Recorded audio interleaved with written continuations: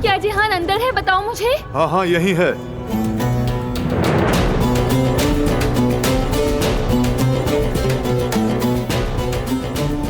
जिहान, तुम ठीक हो? तुम्हें कुछ हुआ तो नहीं? नहीं भाभी, मैं बिल्कुल ठीक हूँ, आप परेशान ना हो।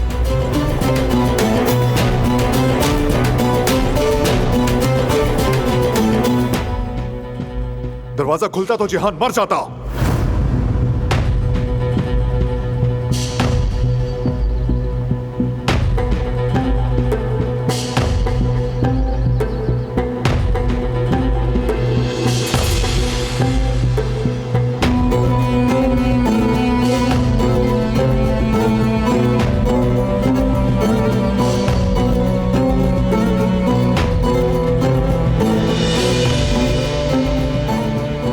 नहीं,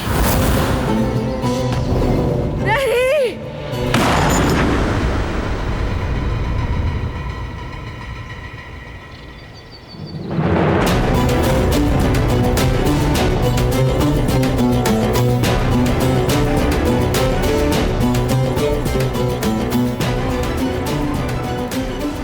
तुमने मेरे प्यारों को बहुत तकलीफ दी है जवाहिर।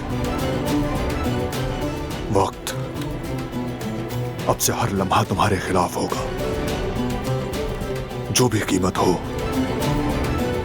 हिसाब तो देना पड़ेगा।